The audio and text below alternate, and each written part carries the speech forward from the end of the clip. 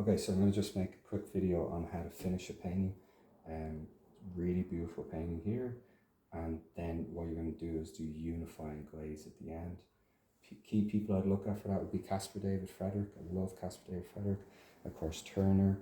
And a contemporary painter might be Gerhard Richter. Okay, so if you look here on the palette, please, you'll see anytime I do a glaze, I create a three-tone system of anything I'm going to do. 3 purples, 3 darks, and then I look for the main dark. So the main dark is actually a pretty cold purple. So I've got my soft brush that I designed with Richard Oliver, and I'm going to bring that into this shadow here. Okay. Now I think the colour you already chose is really nice, but we're doing a secondary glaze over. And I want people to see how rich that tone is, look, in the colour. Now look here, we've already done a test run, and that is much closer to this, isn't it? This is too chalky, right? It's got kind of white or yellow ochre in it. So we're going to enrich that. But you don't have to enrich it everywhere. You can just put it in parts. If you have a very sharp medium, that means the glaze is completely sharp with no blending. You don't touch it. That's a sharp edge. Do you see it there? You don't fluff it after, you don't do anything like that. Underneath the edge, we're missing a shadow. So this is where you make bold decisions and you go, well, look, I'm missing that. I put a rock there that isn't there. This rock is actually here. Okay. So we're going to and my advice is you make an executive decision, you go, you will not exist anymore. And it's gone. You just get rid of it. It's going to be better for the painting. So now we've got rid of this, which was up here. We have the shadow back. That shadow is really important to this composition. This part is really important as well. So I'm going to emphasize that part. Go in, lock, shake. And now I'm going to go in light here. Okay. Now we have a beautiful shadow there. Now I'm going to take a red shadow, just for contrast, right here.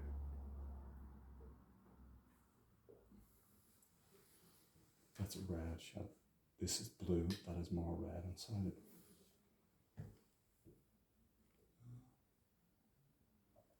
This is red.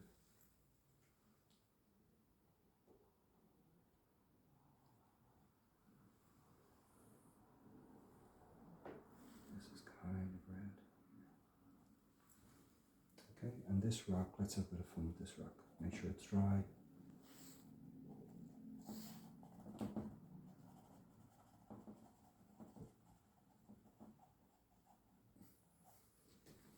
So just dance the glaze around it and look how we transform the rock in seconds. There's a hotter line just there and I brought it over here. So now we'll move to this one. Take the red. Let's say we've a fine crack. It's so important to have your brushes ready. Because I promise you, you'll be lazy. You will try and do everything with this and you'll just screw up the painting. Just have them ready. There's my detail one, there's my mid-size one. So anytime I see a little crack or a dot, and I have my mixes made, so I also won't be lazy with that. I won't go, well, you know, I just have a red glaze, I'll just do it all in red. You've made them all, so you have a brown, you have a red, you have a blue.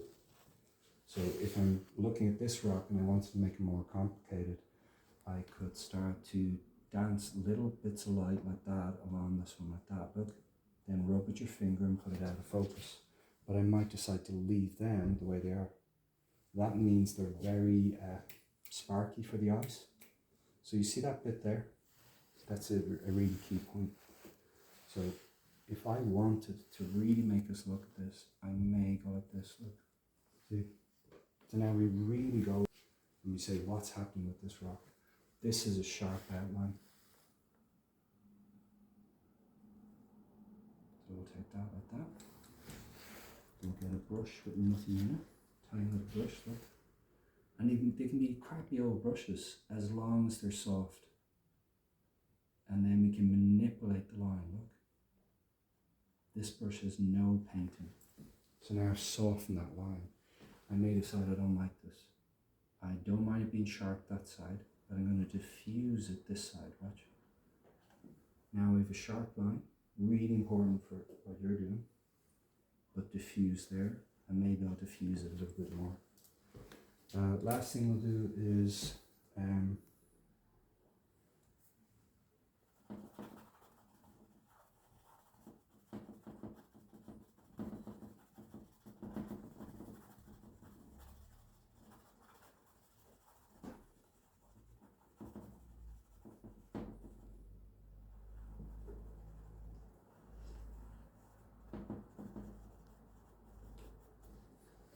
do you see when I pull down the sensation of water that happens? So you just pull through and you instantly get this lovely sensation of water. I would have the same there. I won't do it, but just so you know. So we'll go like that, put that in like that. Okay. We'll now take your rigger brush. The rigger brush we pre-prepared, look, the highlight for the water. This is the exact same how you did the hair. Load like that. And have the bamboo thing you have. So store your brushes in a row thing. Please don't see this as a criticism of you, but that's like €100 gone because all the brushes are banged and they all bend back and they lose their point. So definitely worth it to have those bamboo roll things. Okay, we've got these lovely lines here, right? So there's two things we can do. I'm going to get my glaze swatch.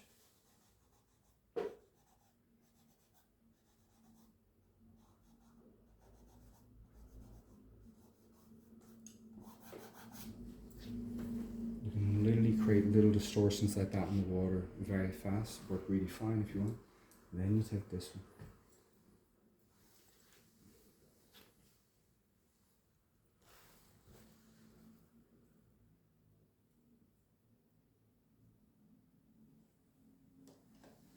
And you bring that through in the same session.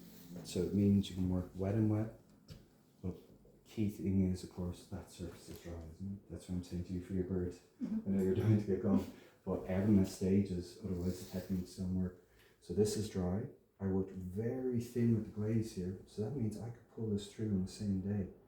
The key thing with your water is that, so let's look at this one. I'm going to take the orange, I'm going to mix it in here. Clean that off.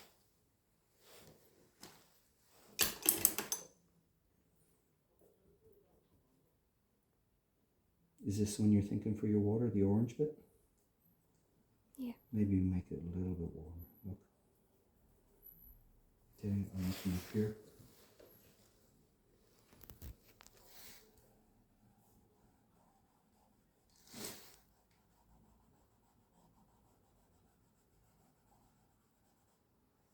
If you want something to glow, but you know there's a dark, the trick is do the glowing one first. It seems odd compared to how I teach you and other things. Because the dark pollutes